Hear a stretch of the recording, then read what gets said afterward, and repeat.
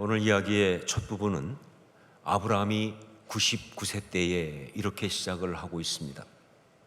언뜻 보면 굉장히 평범한 그런 이야기 같지만 아니요, 아주 특별한 의미를 담은 그런 표현입니다. 특별히 이 99세라는 이 말에는요, 굉장히 많은 것이 들어있어요. 이건 굉장히 많은 것을 시사하고 있다 하는 것이죠. 우리는 이미 아브라함이 100세의 아들을 얻은 그 뒷이야기를 알고 있기 때문에 이 99세가 우리한테는 어떻게 다가오느냐, 언약이 성취되기 전에 마지막 순간, 즉 거의 다 온 그때라고 그렇게 다가오지만, 그러나 아브라함한테 그렇지 않죠. 아브라함에게는요, 가장 어렵고 힘든 순간, 정말 지치고 막막한 그런 때, 이것이 바로 99세입니다. 지금 아브라함은요, 그의 삶에서 가장 어렵고 힘든 순간, 가장 캄캄하고 더 이상은 참을 수 없을 것 같은 그러한 절망의 순간에 와 있는 거예요. 그리고 성경은요, 바로 그 99세를 말하면서 그런 상황에서 언약의 사람은 어떻게 해야 하는지, 신앙의 사람은 어떻게 해야 하는지, 그것을 오늘 말씀을 통해서 이야기를 해주고 있는 거고요. 혹시 여러분 가운데 유 목사님이 너무 시적이어서, 그래서 별것 아닌 이 99세에 너무 많은 의미와 느낌을 부여하면서 그렇게 하시는 거 아니냐, 이렇게 생각할 수 있는데, 아니요, 그렇지 않습니다. 오늘 말씀을 보면 알 수 있지만 성경은요 99세를 특별히 강조하고 있습니다. 그래서 처음 시작할 때 뭐라고 시작한다고요? 아브라함이 99세 때에, 이렇게 시작하는 거예요. 그리고 이 이야기의 마지막 부분인 24절 보면 아브라함이 그의 포피를 벤 때는 99세였고, 이렇게 가고 있는 겁니다. 99세에 일어났던 특별한 이야기예요. 자, 그렇습니다. 오늘 말씀은 아브라함의 99세 때, 즉 더 이상은 기다릴 수 없고 더 이상은 버틸 수 없을 것 같은 그 마음일 때, 그러니까 정말 다 끝난 것 같은 상황이죠. 마음으로는 이미 포기했습니다. 다만 겉으로 그냥 그렇게 공식적으로 말을 못했을 뿐인, 정말 그런 상황에 처한 언약의 사람 아브라함의 이야기를 오늘 하고 있는 거예요. 자, 그런데 여러분, 그 순간이 정말 중요한 것은요, 우리가 알고 있는 것처럼 사실은 그 순간이 언제냐? 그렇습니다. 하나님의 응답이 거의 문 앞에까지 온 그때 순간이잖아요. 그러니까 만일 그때 여기서 포기한다면 이건 너무 안타까운 거예요. 이건 너무 속상한 거예요. 바로 그 순간이 99세 그 순간입니다. 어떻게 보면 이 순간은요, 우리한테는요 마지막 시험이고요, 그리고 마귀에게는 마지막 기회입니다. 그게 99세예요. 우리한테는 마지막 시험이고 마귀에게는 마지막 기회가 되는 것, 이게 바로 99세다. 여러분, 우리가 신앙생활 하면서 모든 순간을 다 잘해야 되지만, 특별히 여러분, 영적으로 이 99세의 순간을 잘해야 합니다. 아무리 잘해왔어도요, 99세의 순간을 제대로 이겨내지 못하면요, 이건 정말 안타까운 실패예요. 이건 정말 속상한 그런 이야기가 되고 만다, 그 말이죠. 관계에 대한 이야기를 쭉 들어보면, 그것도 특별히 아주 중요한 관계, 그런 관계에 대한 이야기를 들어보면 그 관계가 정말 중요한데, 그런데 안타깝게 실패한 모든 사람들의 공통적인 이야기는 이렇습니다. 잘 참다가 마지막에 그만 참지 못하고, 이거예요. 대부분 다 그래요. 잘 참다가 그만 마지막에 참지 못하고, 처음부터 실패하는 관계는 없죠. 잘 하다가 정말 열심히 최선을 다하다가 마지막에 그만 이 99세의 순간을 넘지 못하고 분노하고 포기하고 절망하고 관계를 단절하고 그렇게 실패해버린 이야기가 얼마나 많은지, 그래서 그 삶의 가장 아픔이 되고 많은 그런 이야기가 얼마나 많은지 말이죠. 여러분, 신앙생활은 더욱더 그렇습니다. 언약의 삶은 더욱더 그렇습니다. 결정적인 순간, 이 99세의 순간을 잘 넘어가야 되는 거예요. 만약에 그러지 못하면요, 이것이 성경에 그렇게 많이 나오고 있는 그 재앙을 말하는 깜쁘기 재앙과 메뚜기 재앙의 인생이 되고 마는 것이다. 성경에 보면요, 재앙 중에서 아주 많이 언급하는 게 뭐예요? 깜쁘기 재앙입니다. 메뚜기 재앙입니다. 근데 이게 뭐냐? 그렇죠, 다 키웠어요. 그런데 마지막 열매를 맺을 때 그게 안 된 거예요. 그걸 못 넘은 거예요. 그래서 다 키웠지만 열매가 없는 거예요. 다 키웠지만 먹을 게 없는 거예요. 이 안타까운 실패와 같은 그 재앙과 같은 그런 인생, 바로 이것이 되고 만다, 그런 이야기죠. 자, 그러면 어떻게 해야 할까요? 우리 인생과 신앙의 99세, 그때 우리는 어떻게 해야 할까요? 그 답을 우리는요, 아브라함을 통해서 보기 원합니다. 아니, 정확히 말하면 그때 아브라함에게 하나님이 어떻게 하셨는지, 바로 그걸 통해서 그 답을 우리는 얻기 원하는 것이죠. 자, 말씀을 통해서 우선 생각할 수 있는 그 첫 번째 답이 무엇인가 라고 할 때, 그건 바로 하나님의 꿈을 새롭게, 더 크게, 구체적으로 꾸어야 한다. 이게 답이에요. 하나님의 꿈을 새롭게, 더 크게, 구체적으로 꾸어야 한다. 오늘 말씀에 보면요, 아브라함이 99세 때, 즉 그가 정말 지치고 무너져 있을 때, 하나님은 늘 그러하셨듯이 아브라함을 찾아오셔서 그를 다시 세우시고 돌보시는 그런 역사를 행하신 게 나옵니다. 자, 그런데 지난번에는 어떻게 하셨느냐? 지난번에는요, 마음을 만지시는 말씀을 주셨어요. 하나님이 마음을 만지시는 말씀을 통해서 그를 세우셨는데, 이번에는요, 이름, 즉 아이덴티티를 말씀하시면서 그를 세워주고 있습니다. 이름, 즉 아이덴티티를 말씀하시면서 그를 세워주고 있다. 우선 하나님은요, 먼저 당신의 이름을 먼저 말씀하기 시작했어요. 당신의 이름. 근데 이 이름이 너무 중요한 이름이에요. 우리 1절 말씀을 함께 읽겠습니다. 1절 같이 읽습니다.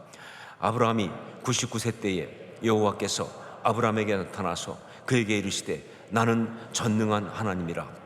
너는 내 앞에서 행하여 완전하라. 나는 전능한 하나님이라 라고 말씀하셨어요. 아브라함을 찾아오셔서 하나님은 나는 전능한 하나님이라. 여기에서 최초로 소개하신 이 당신의 이름, 전능한 하나님, 이건 히브리어로 바로 뭐냐면 엘 샤다이란 말입니다.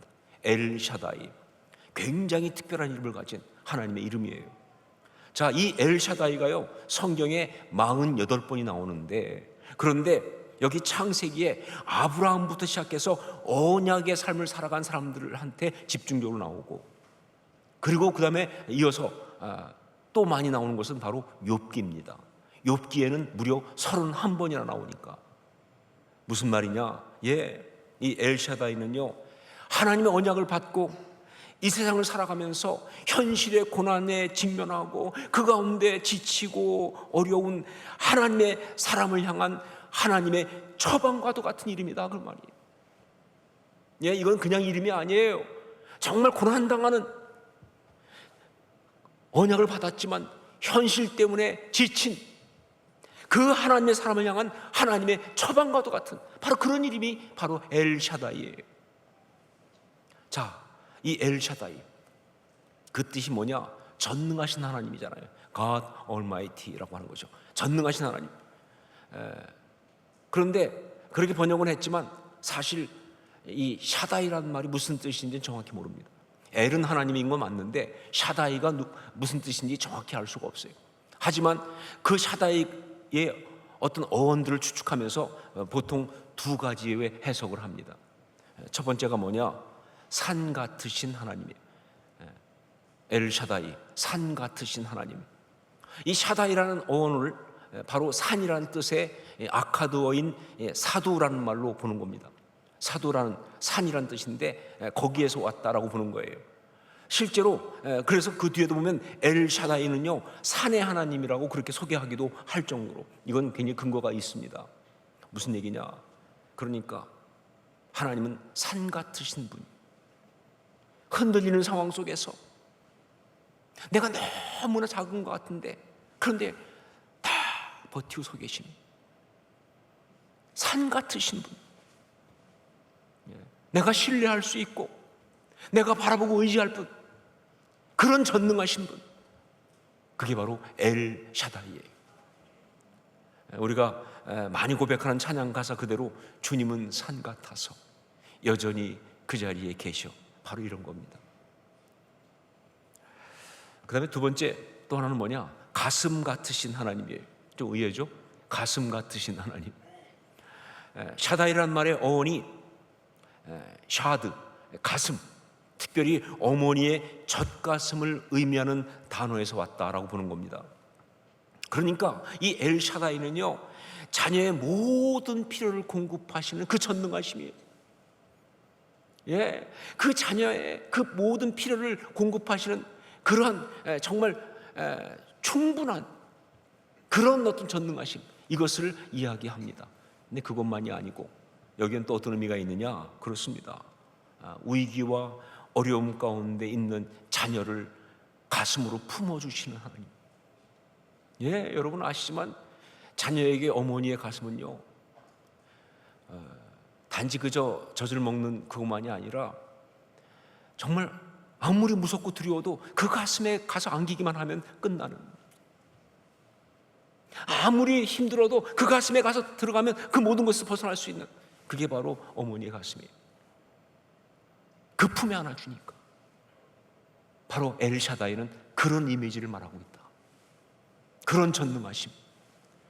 우리가 많이 고백하는 찬양 그대로 주 품에 품으소서, 능력의 팔로 덮으소서, 이런 고백이 바로 이런 거죠. 무엇이 되었든 하나님은 99세의 상황 속에 있는 아브라함을 돌보시기 위해서 먼저 엘샤다이라고 당신의 이름을 소개하시고, 나는 전능한 하나님이다, 엘샤다이라고 그렇게 소개하시고는 이어서는 아브라함에게 새로운 이름을 지어 주십니다. 우리 4절로 5절 말씀을 함께 읽겠습니다. 4절 5절 같이 읽습니다. 보라, 내 언약이 너와 함께 있으니 너는 여러 민족의 아버지가 될지라. 이제후로는 내 이름을 아브람이라 하지 아니하고 아브라함이라 하리니 이는 내가 너를 여러 민족의 아버지가 되게 함이니라.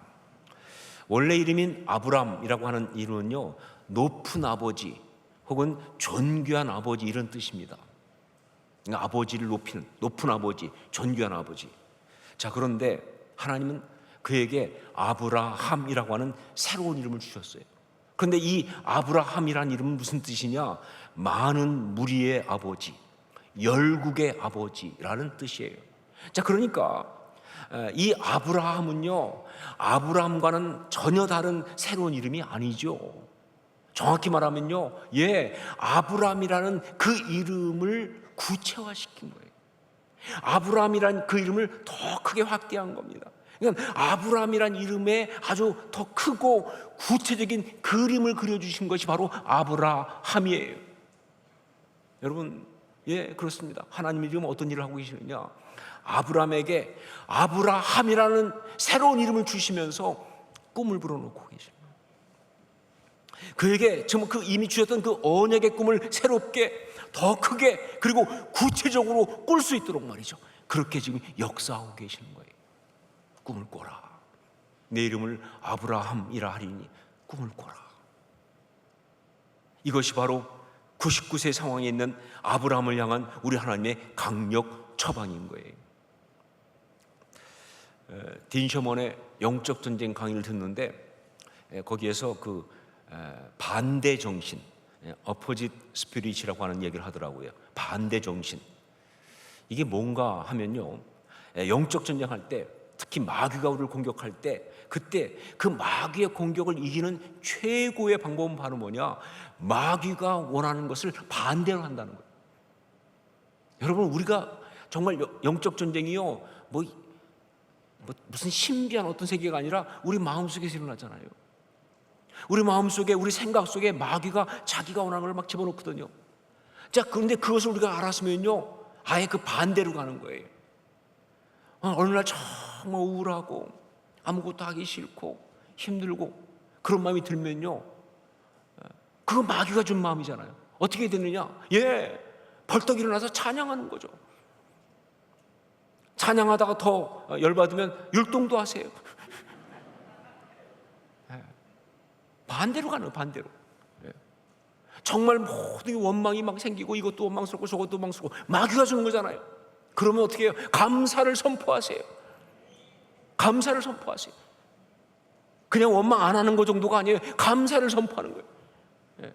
여러분, 누가 너무 밉다, 누군가가 정말 내가 정말 너무 보기 싫을 정도로 밉고 막 상처가 된다, 이거 마귀가 주는 마음이잖아요. 그럼 어떻게 돼요? 그냥 가만히 있는 것이 아니라 그를 축복하세요.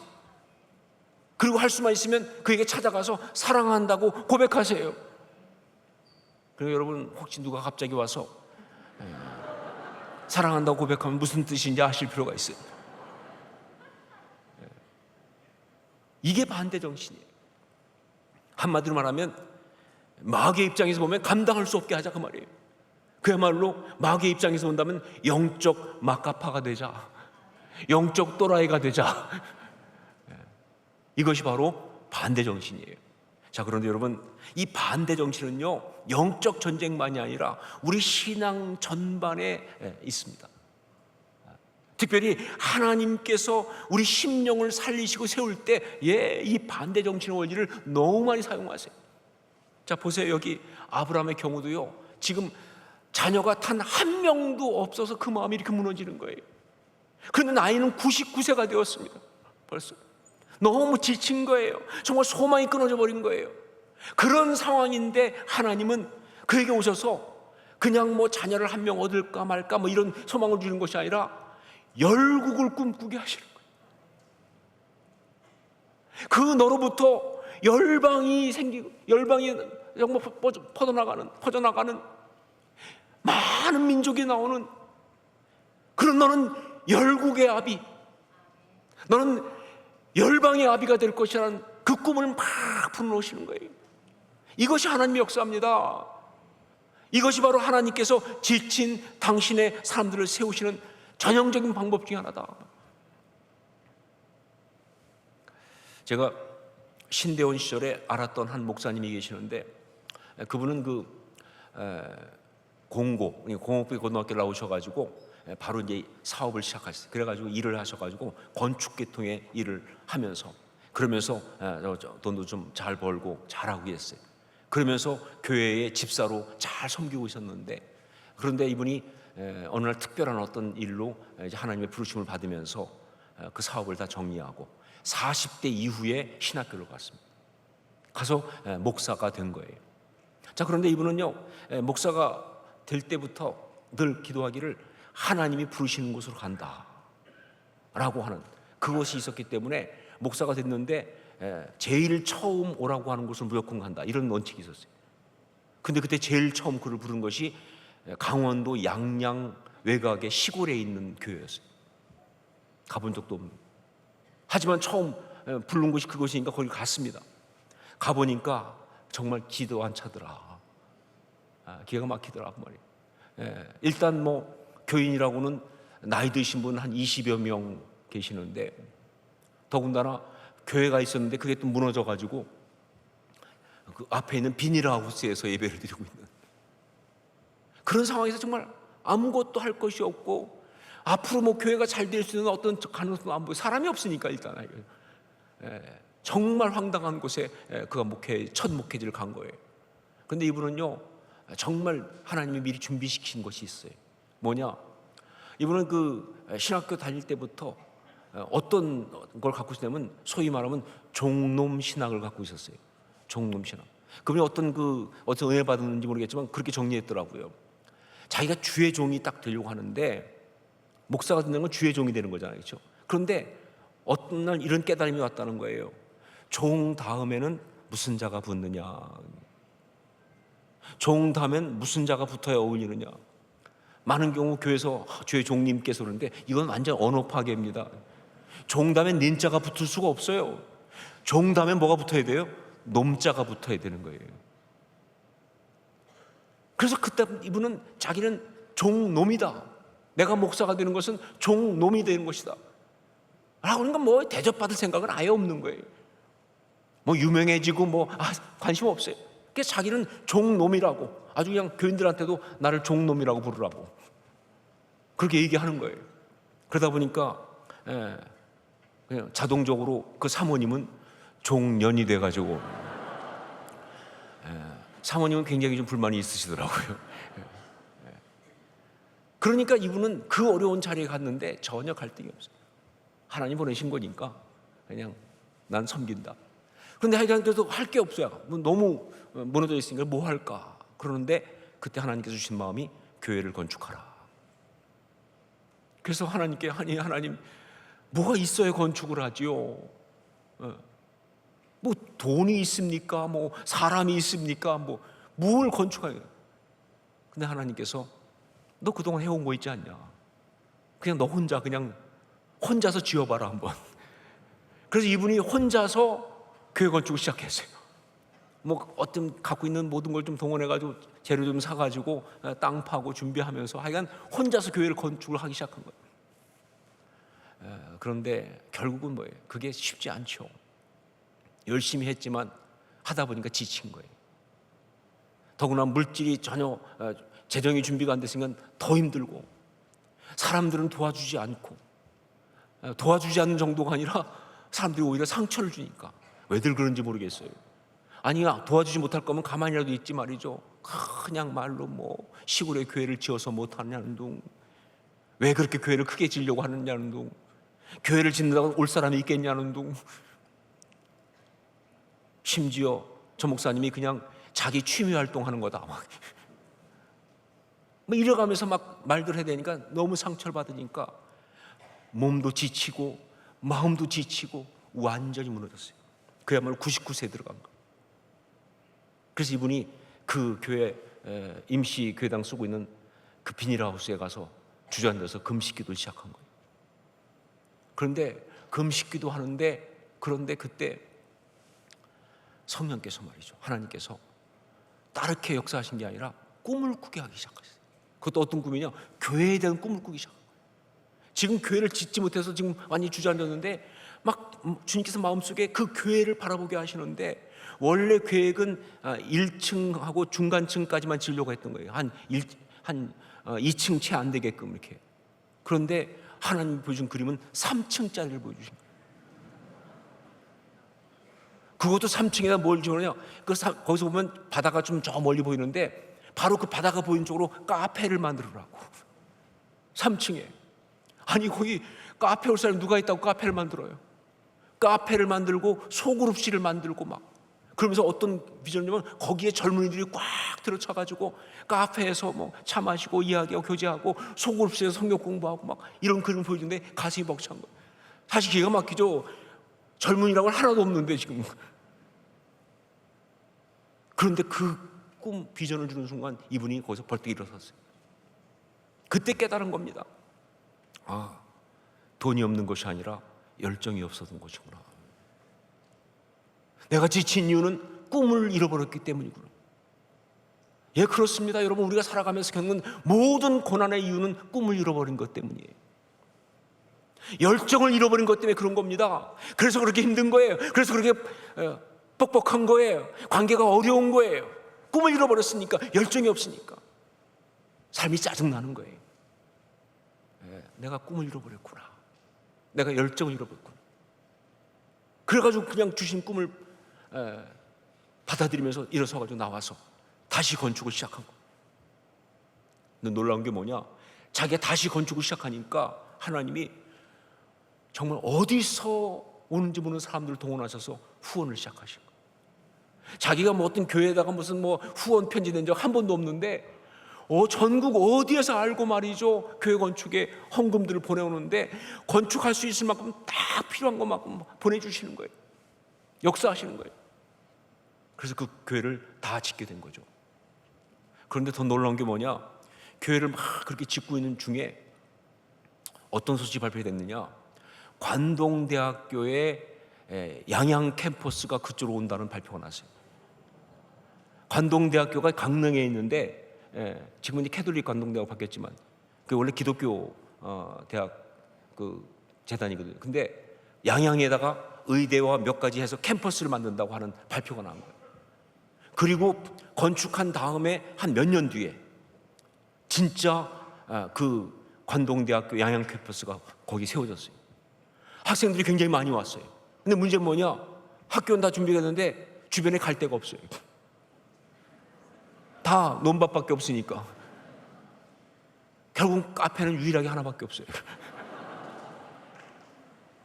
그래서 교회로 그냥 젊은이들이 다 몰려오는 거예요. 그리고 그 소그룹실마다 꽉꽉 차서 성경 공부하는 거예요. 하나님이 그렇게 역사하셨다. 여러분, 그렇습니다. 하나님은 당신의 사람들을 이렇게 인도하십니다. 99세 그 지치고 힘든 상황에 있을 때 하나님은 오셔서 먼저 이렇게 말씀하십니다. 나는 전능한 하나님이다. 내가 믿느냐? 말이에요. 나는 전능한 하나님이다. 내가 믿느냐? 그러고 나서는 그 지쳐있는 그에게 이렇게 말씀하십니다. 너는 내 앞에서 행하여 완전하라. 너는 내 앞에서 행하여 완전하라. 이 말은요, 하나님이 막무가내로 그냥 다그치고 몰아붙이신다, 그거 아닙니다. 하나님은요, 아브라함 속에 있는 상한 것하고는 대화하지 않는다, 그 말이에요. 예, 하나님은요, 우리 속에 있는 상한 것과 두려움과 절망과 어떤 아픈 기억과 대화하지 않습니다. 하나님은 오히려 그 가운데 있는 아름다운 것을 이끌어내신다, 그 말이에요. 그래서 하나님은 먼저 그에게 아브라함이라고 하는 이름을 주시면서, 그러면서 꿈을 다시 꾸게 하신 거예요. 예, 아브라함이 지신 것은요, 꿈이 없어서 지신 거예요. 꿈을 잃어버렸기 때문에. 그걸 아시니까 꿈을 불어넣으시면서, 열정을 잃어버려서 그런 거니까 다시 힘있게 열정 있게 나갈 수 있도록 그렇게 하시면서, 그러면서 그를 일으켜 세우신 거예요. 사랑하는 여러분, 혹시 지금 여러분이 99세 상황에 계십니까? 목사님, 99세까지는 아니지만 88세는 되는 것 같습니다. 혹은 77세는 되는 것 같습니다. 그런 겁니까? 무엇이든지 간에 어떤 어려움 가운데 있더라도, 그 어려움에서 일어나려면 꿈을 꿔야 합니다. 하나님이 주시는 꿈을 꿔야 됩니다. 내 이름을 아브라함이라 하라 라고 말씀하시는 그 음성을 듣고, 그리고 하나님의 그 꿈을 새롭게, 더 크게, 구체적으로 그렇게 꾸실 수 있기를 주님을 축원합니다. 이게 중요한 거예요. 자, 그러면요, 우리가 꿈을 꾸기 시작하면요, 제가 확실하게 말합니다. 그때부터 하나님이 준비하신 응답이 오기 시작합니다. 우리가 꿈을 꾸기 시작하면 그때부터 하나님의 응답이 오기 시작하는 거예요. 이것이 하나님의 역사하심이에요. 그리고 또 하나, 이 99세의 아브라함을 돌보시는 하나님의 특별한 처방이 바로 아브라함이라 하라 하는 것 말고 또 하나가 더 있는데, 그것은 다음 시간에 하도록 하겠습니다. 기도하겠습니다.